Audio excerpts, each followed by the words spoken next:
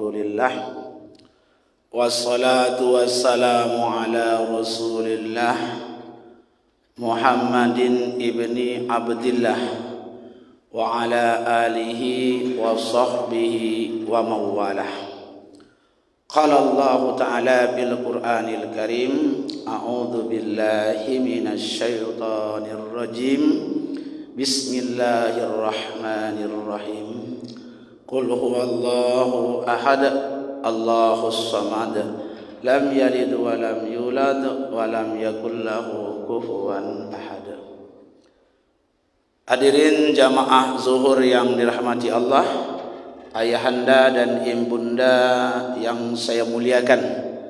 Pada kesempatan ini kita akan membahas nasihat yang disampaikan oleh Ali bin Abi Thalib, yaitu 4 ciri orang takwa. Sahabat Rasulullah sallallahu alaihi wasallam, mereka adalah bintang gemintang yang memberikan arah petunjuk. Ibarat orang yang berada di tengah lautan, tak nampak tempi mana yang akan disandarkan pelabuhan, tak tahu ujung nampaknya keliling hanyalah air, di atas hanyalah langit. Maka untuk menentukan arah, orang-orang yang menjadi kapten kapal saat itu akan melihat bintang gemintang sebagai petunjuk arah, agar mereka tidak salah dalam melangkah. Begitulah para sahabat radhiyallahu anhum, sehingga dalam sebuah syair pengarang kitab Matan Sulam mengatakan, wa alihi wa sahbihi zawil huda, kepada keluarga Nabi salawat dan salam, dan juga kepada sahabatnya zawil huda, orang-orang yang membawa petunjuk. Siapa itu zawil huda? Bi anjumin fil ikhtida, ibarat bintang gemintang dalam memberikan arah perjalanan. Begitulah syair Matan Sulam diungkapkan oleh Abdurrahman Al-Ahdari. Artinya apa? Bahwasanya sahabat-sahabat Nabi itu adalah kurun-kurun terbaik di dalam Islam ini. Nah, di antara sahabat Rasulullah sallallahu alaihi wasallam adalah Ali bin Abi Thalib. Ali bin Abi Thalib bukan hanya sekedar sahabat Nabi, tetapi beliau juga kerabat Nabi dan juga sekaligus menantu Nabi dan orang yang dibesarkan di tangan Nabi. Karena pada saat itu musim paceklik, yang mana Abu Talib adalah paman Rasulullah yang banyak anaknya. Lalu datanglah Ja'far bin Abdul Muthalib menjumpai Rasulullah. Bagaimana kalau kita mengambil anak Abu Talib satu-satu? Maka Rasulullah mengambil Ali bin Abi Thalib. Makanya beliau besar di tangan Nabi. Wajar Nabi mengatakan, aku gudang ilmu dan Ali adalah kuncinya. Karena dia memang besar di tangan, bukan hanya sekedar kerabat, bahkan dijadikan menantu oleh Rasulullah sallallahu alaihi wasallam. Nah, apa itu sahabat kan gitu? Sahabat adalah orang yang hidup di zaman Nabi, berjumpa dengan Nabi dan beriman dengan Nabi. Makanya Abu Jahal tidak dikatakan sahabat. Kenapa? Dia berjumpa dengan Nabi, hidup sezaman dengan Nabi, tapi dia tidak beriman dengan Nabi. Uwais Al-Qarni tidak dikatakan sahabat. Kenapa? Dia hidup di zaman Nabi, beriman di zaman Nabi, tapi tidak pernah berjumpa dengan Nabi. Jadi syarat sahabat itu 3. 1, orang yang hidup sezaman dengan Nabi. 2, pernah berjumpa Nabi.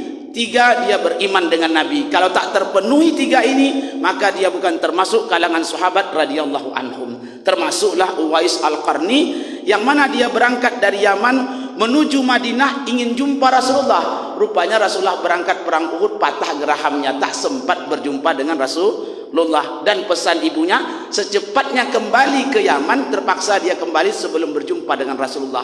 Makanya Uwais Al-Qarni tidak termasuk golongan para sahabat radhiyallahu anhum. Nah, para sahabat ini diantaranya Ali bin Abi Thalib, orang-orang yang sangat luas ilmunya. Apa bukti luasnya? Salah satunya dalam pembahasan kita kali ini, yang mana Ali bin Abi Thalib, su'ila al-Imam Ali bin Abi Thalib, Ali bin Abi Thalib ditanya orang, anit taqwa, tentang takwa. Apa itu takwa wahai Ali bin Abi Thalib? Ali bin Abi Thalib menjawab takwa itu dengan 4 kalimat. Padahal di dalam Al-Quran indikasi orang takwa luar biasa luasnya loh. Luar biasa penjelasan ulama menjelaskan takbirnya, tentang tafsir-tafsirnya. Di antaranya surat Al-Baqarah yang dikatakan orang yang takwa lil muttaqin alladzina yu'minuna bil ghaibi, beriman kepada yang gaib. Wa yu'minuna billah bil ghaibi wa yuqimuna as-salata wa yu'tuna az-zakata wa yu'tuna mimma razaqnahum yunfikun. Mereka mendirikan salat, menginfakkan sebagian hartanya, beriman kepada kitab-kitab yang diturunkan Allah, dan beriman pada hari yang akhir. Di dalam surat Ali Imran contohnya, wasari'u ila maghfiratin, bersegeralah kamu kepada ampunan Allah dan surga Allah yang luasnya seluas langit dan bumi, disediakan untuk orang yang takwa. Di antara indikasinya apa? Berinfak hartanya, sebagian hartanya di waktu sempit dan di waktu lapang, dan mampu memaafkan manusia. Tapi Ali bin Abi Thalib, ayat Al-Quran yang demikian luas, dia simpulkan menjadi 4 indikasi takwa. Apa katanya? Ketika Imam Ali ditanya tentang takwa, jawaban beliau yang pertama apa? Al-khawfu minal jalil, takut kepada Allah. Yang kedua, al-amalu bitanzil, mengamalkan Al-Quran. Yang ketiga, ar-ridha anil qalil, ridho dengan pemberian Allah meskipun sedikit. Yang keempat, istiqdad li yaumir rahil, mempersiapkan diri bekal untuk menghadapi perjalanan yang panjang, yaitu akhirat. Hanya 4 saja kata dikumpulkannya dari ayat yang begitu luas. Dari sini dapat kita lihat betapa luasnya pemahaman para sahabat, betapa luasnya pemahaman para sahabat. Maka jangan heran di dalam mazhab Syafi'i sampai ijma' sukutinya para sahabat dianggap hukum oleh mazhab Syafi'i. Kenapa? Karena begitu pentingnya kedudukan para sahabat. Hanya saja Ibnu Taimiyah terkadang berani melanggarnya, itu ijtihad dialah. Tapi dalam kalangan kami mazhab Syafi'i, dan juga dipakai dalam kalangan MUI dalam mengambil fatwa, ijma' sukuti dilakukan oleh sahabat lalu didiamkan oleh sahabat yang lain, tak berani kami melanggarnya. Kenapa? Wasabi bi anjumin fil iqtidah. Karena para sahabat itu adalah pelita kita dalam kehidupan. Makanya kita itu jangan terlalu cepat menyalahkan orang. Kenapa mazhab Syafi'i begini? Kenapa? Karena kita belum terjun ke dalam itu, belum mau mengenalinya. Makanya mazhab Syafi'i tak berani melanggar ini. Makanya bapak-bapak kalau masukkan anak-anak ke pondok pesantren, maka di antara istinbat pembongkaran hukum di lagu mazhab Syafi'i apa? Ijma' para sahabat dijadikan hukum dalam mazhab Syafi'i. Kenapa? Wasabi bi anjumin bil ikhtidah. Bagaimana bentuknya? Yang pertama, beriman kepada Allah Subhanahu, al-khawfu minal jalil, takut kepada Allah. Orang-orang yang bertakwa, mereka akan merasakan dalam kehidupannya tak lepas dalam pengawasan Allah. Allah adalah zat yang bersifat melihat. Melihat itu berdiri pada zatnya. Allah bukan memiliki sifat melihat. Salah kita menerjemahkan kitab. Tidak ada satupun ulama yang mengatakan Allah punya melihat. Yang ada apa? Allah sifat-sifat sama, sifat basar, sifat melihat berdiri pada zat Allah. Kalau memiliki masih sama dengan makhluk. Saya memiliki sifat melihat. Kadang-kadang menerjemahkan kitab ini seenak perut kita aja, sehingga di kepala orang awam seakan-akan Allah punya mata, gara-gara salah menerjemahkan. Tak ada satupun ulama berani mengatakan kata punya. Dari mana terjemahan ini dapatnya?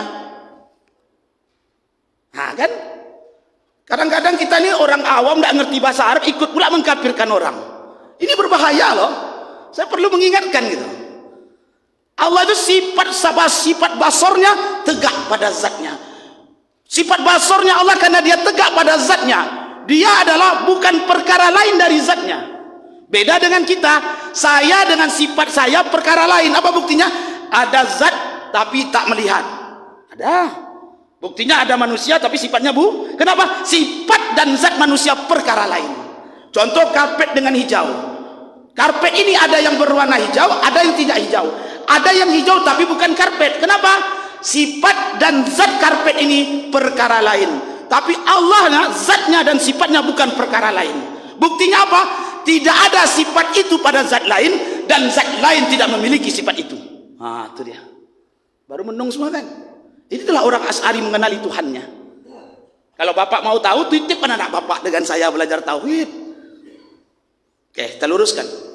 Jadi karena kita tak pernah merasa lepas dari Allah, yang mana sifat basarnya Allah tegak pada zatnya, sehingga sifat basarnya Allah tidak terhalang oleh jauh dan dekat, tidak terhalang oleh gelap dan cahaya, tak terhalang oleh terbuka dan tertutup.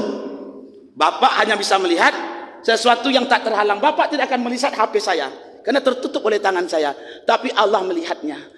Bapak tidak akan bisa melihat isi hati saya karena tersimpan di dalam, tapi Allah melihat zat saya dan melihat kata hati saya. Orang beriman merasakan ini, makanya dia tidak akan berani melakukan dosa. Kenapa tak berani? Karena zat Allah, sifat basarnya bisa melihat dimanapun aku berada. Kalau kita manusia terhalang oleh jauh dan dekat. Bapak tidak bisa melihat terlalu jauh, dan ayahanda juga tidak bisa melihat terlalu dekat. Kalau tak percaya gini kanlah, ayahanda tak bisa melihat terlalu dekat dan tak bisa melihat terlalu jauh. Kenapa? Kita melihat pakai alat, itu masalahnya. Kalau Allah melihat dengan sifat basar yang tegak pada zatnya, makanya sifat basarnya Allah tak bisa lepas dari makhluk. Dimanapun kita berada, dilihat oleh Allah. Di permukaan bumi, dilihat oleh Allah. Dalam air laut, dilihat oleh Allah. Di dalam selimut, dilihat oleh Allah. Karena tidak ada satupun yang menghalangi sifat basarnya Allah. Sifat basarnya Allah tidak butuh dengan jarak. Sifat basarnya Allah tidak butuh dengan cahaya, dan tidak butuh dengan penghambat atau tidak. Karena sifat basarnya Allah berkehendak pada iradah bebasnya. Makanya orang beriman tak berani. Kenapa? Kenapa mereka tak berani melakukan dosa? Karena Allah melihatnya. Wal khaufu minal jalil.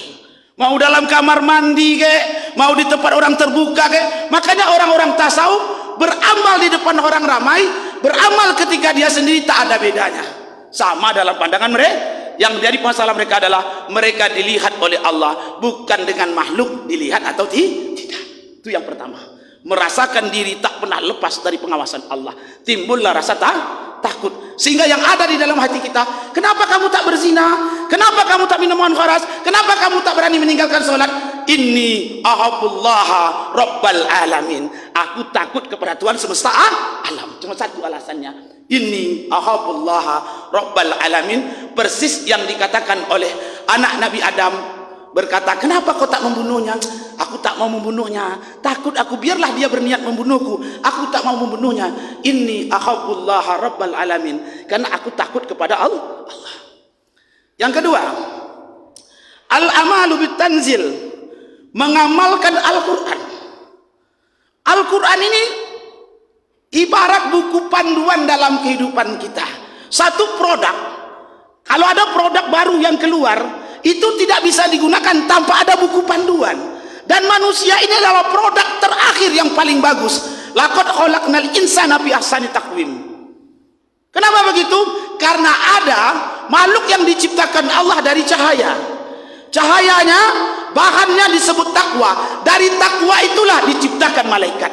Makanya jangan heran, malaikat tidak pernah ada kecenderungan melakukan dosa. Jibril tidak akan pernah korupsi ayat. Jibril tidak akan pernah menunda turunnya ayat. Kenapa? Karena malaikat hanya punya sifat takwa. Jadi kalau kita mendengar cerita, masa iya malaikat itu sampai hari kiamat sujud saja? Orang tak ada memujinya. Karena tidak ada saingannya, hanya takwa. Tapi ada makhluk kebalikan dari malaikat, yang mana dia diciptakan dari nafsu. Hanya nafsu saja. La amaratum bisu. Itulah hewan, dia tak ada takwa. Makanya jangan heran ayah bunda kalau lihat kambing kemana-mana tak pakai celana, tak malu dia. Kenapa? Tidak ada unsur takwa dalam diri hewan. Tapi Allah ingin menciptakan manusia super bagus, ada takwanya, ada nafsunya. Fa'alhamaha fujuroha wa taqwaha. Ada mutakhir. Karena kita makhluk yang mutakhir, makhluk yang paling modern, tidak ada makhluk yang lebih hebat dari kita dalam penciptaannya. Makanya ketika kita diciptakan ada buku panduan. Baru pertama sekali manusia diciptakan hanya Nabi Adam. Dia berikan panduan. Apa itu? Nikahnya mereka, anaknya tidak boleh menikah satu keturunan, tak boleh. Itu syariat. Makanya orang-orang yang mengatakan Nabi Adam bukan Nabi, saya sarankan untuk bertaubat kepada Allah. La nufarriqu baina ahadim min rusuli. Karena yang menerima syariat hanya Nabi, tak ada yang lain. Tapi tabat Madinah Ustaz, tamat Madinah tidak menjamin benarnya fatwa seseorang. Apa kata Imam Abu Hanifah? Antum rijal wa nahnu rijal. Hati-hati, karena yang menerima syariat hanya Nabi, yang lain tak. Saya tak menerima syariat, Dr. Wardi tak menerima syariat. Yang menerima syariat hanya apa buktinya? Anak Nabi Adam kalau kawin tidak boleh kawin satu lahiran, harus beda dengan lahiran yang berarti kan syariat ada aturan main. Kalau syariat yang menerimanya hanya Nabi. Ustadz kok berani Ustadz? Saya sekolah juga, sekolah bukan hanya di Madinah, Mesir juga sekolah, Maroko juga sekolah, Sudan juga sekolah. Jangan terdoktrin pikiran kita gitu. Sekolah luas kok, Mesir juga sekolah kok. Ini harus kita pahami. Ulama itu bukan hanya di Madinah lahirnya, bahkan Imam Bukhari di Uni Soviet lahirnya. Kita kan tertipu dengan kan. Ini perlu kita pahami itu. Kita lanjut kali. Mengamalkan Al-Quran. Ini orang-orang ciri-ciri orang yang takwa. Dia mengadikan Al-Quran itu adalah panduan dalam kehidupannya. Kalau ke kiri kata Al-Quran, ke kiri dia melangkah. Ke kanan kata Quran, ke kanan dia melangkah. Al-Quran mengatakan kamu menjadi khalifah di muka bumi. Apa itu khalifah? Pengganti Allah di muka bumi. Menegakkan keadilan. Memberikan yang punya hak kepada haknya. Sehingga hak-hak terjamin. Nah ini semua adanya pemimpin. Kalau tidak ada pemimpin tak bisa jalan. Tak bisa jalan. Allah hanya perintahkan kita khalifah. Makanya orang-orang golput sebenarnya apa dalilnya? Demokrasi Ustaz. Demokrasi ini datangkan dalil bahwasanya negara harus bentuknya monarki. Ada dalilnya? Tak ada kan? Berarti pemimpin itu di atas dasar surah. Musyawarah bisa wujud apakah dengan demokrasi ataupun dengan monarki. Yang jadi masalah, demokrasi banyak celah untuk buat dosa. Makanya kita kumpulkan orang-orang di sana supaya suara terbanyak itu suara orang baik, kan begitu. Kalau semuanya kita golput, lalu orang-orang mabuk memilih, yang duduk siapa? Orang yang pemabuk. Lalu bapak buat alasan, tahu nak, dan 20 tahun sekolah kok. Awak kewajiban hanya taat ke pemimpin. Jadi memilih pemimpin tak wajib gitu. Dari mana sih akal? Sama seperti ini, Ustadz tolong baiki tangga. Bapak tidak pernah suruh saya untuk Ustadz tolong baiki genteng. Bapak cuma suruh saya baiki tak ada urusannya dengan tangga. Yang jadi masalah, saya tak bisa naik ke atas itu kalau tak pakai maka perintah mencari tangga juga wajib. Ini perlu dipahami. Kalau tak ngerti hukum jangan bicara lah. Sekolah hadis tidak berhak untuk bicara hukum. Makanya Imam Bukhari walaupun dia imamul muhaddisin, apakah dia berfatwa? Tidak. Orang sekarang saja yang sok-sok. Siapa yang berani berfatwa? Dia yang paling nekat masuk neraka. Ini harus dipahami. Karena banyak harus ilmu-ilmu itu, disiplin ilmu yang harus kita kumpulkan untuk melihat maslahat dan mudarat. Bukan main-main begitu. Tengok hadis satu ada hukumnya. Mana ada seperti itu? Ada seperti itu orang mengambil hukum. Takkan Bapak jumpai itu dong. Tapi dikumpulkan beberapa hadis, oh demokrasi haram, tapi dari sini kalau tak ada pemimpin berbahaya. Ada masalah dan mudarat baru dimunculkan ikut sekolah hadis tapi berfatwa berbahaya. Kalau Bapak semuanya golput, orang di luar masjid memilih siapa yang duduk di DPR, siapa yang jadi presiden. Dewa-dewa mabuk, jangan heran timbul peraturan mabuk. Kenapa? Dihukum mati, 3 bulan kemudian hukum mati tak jadi, hukum pun mabuk. Al-Quran telah mengalahkan kok. Tinggal mengikuti saja. Ke kiri kata Al-Quran, ke kiri kita melangkah. Ke kanan kata Quran, ke kanan kita melangkah. Jangan mengambil interpretasi sendiri dengan otak kita. Berpegang teguhlah dengan ulama terdahulu. Ikuti tafsir-tafsir mereka. Kemudian kita perpendek saja. Yang ketiga, ar-ridho anil qalil. Ridho dengan pemberian Allah walaupun sedikit. Kita harus menghormati pemberian Allah sekecil apapun. Di dalam kitab Fawaidul Muhtarah ada orang berkata, ditengoknya seekor kumbang, apalah untungnya Allah menciptakan kumbang ya? Menyusahkan saja. Dekat di kotoran, hinggap sana, masuk ke rumah kita, kita sapu, tidak ada manfaatnya ini kumbang. Rupanya Allah ingin menegur ulama ini. Allah berikan dia penyakit seperti bisul, lalu menanah. Dia berobat kemana-mana. Seluruh dokter berkata, penyakit kamu tak ada obatnya. Suatu hari ada orang jual di tepi jalan kaki 5 itu, macam pasar bawah dulu lah, pasar Kodim. Obat-obat ini bagus, ini obat, tidak ada yang tidak sembuh dengan obat ini. Mendengar ini ulama tadi datang, saya mau berobat. Lalu ulama tadi mengambil kumbang tadi, dibentuknya menjadi obat, ini obatnya. Seketika itu dia tidak sembuh, langsung dia bertobat dari pernyataannya. Tidak ada satu pun ciptaan Allah yang sia-sia, termasuk takdir kita. Yang keempat, istiqda'ul lirrahil, mempersiapkan bekal untuk perjalanan yang amat panjang. Hidup dunia 63 tahun, hidup di akhirat panjang, tak tahu caranya. Karena Rasulullah pun tak tahu kapan terjadi kiamat. Rasulullah berkata, tidaklah orang yang ditanya lebih tahu dari kamu yang bertanya, wahai Jibril. Kita tak tahu ujungnya. Oleh karena itu, orang-orang yang bertakwa, dia akan berpikir bagaimana umurnya yang singkat bisa melahirkan amalan-amalan investasi yang tak ada hentinya. Walaupun aku mati, tapi amalanku tetap hidup. Itulah maksud hadis, iza mata ibnu Adam, apabila anak Adam itu mati, in qata amalu, dia tak bisa beramal lagi. Tutup buku, illa min salasin, kecuali ada 3, walaupun buku tutup, tapi amalan tak pernah berhenti dengan kematiannya. Di antaranya sedekah jah. Bukan hadis ini sebagai dalil untuk mengharamkan takziah, gimana sih? Kalau masih ada interpretasi hadis itu, tidak boleh dijadikan dalil qat'i untuk mengharamkan segala sesuatu, karena sifatnya interpretasi. Itu dia. Baru nampak hukumnya kan? Lain kali kita sambung. Demikianlah hadirin yang dirahmati Allah, karena waktu kita hampir lebih 20 menit. Mudah-mudahan Allah Subhanahu wa taala melapangkan dada kita untuk lebih mengenal ulama kita. Hormatilah ulama kita, muliakanlah mereka. Kalau ada orang belakangan berbeda dengan ulama yang dahulu, jangan pernah kita curigai Bukhari salah, Muslim salah, Daud salah, tapi pertanyakanlah, kenapa kau berbeda dengan ulama yang dahulu? Curigailah orang yang belakangan, karena tanda-tanda akhir zaman adalah orang akhir mencela orang awalnya. Subhanakallahumma wa bihamdika, asyhadu an la ilaha illa anta, astaghfiruka wa atubu ilaik. Allahu a'lamu bis-shawab. Assalamualaikum warahmatullahi wabarakatuh.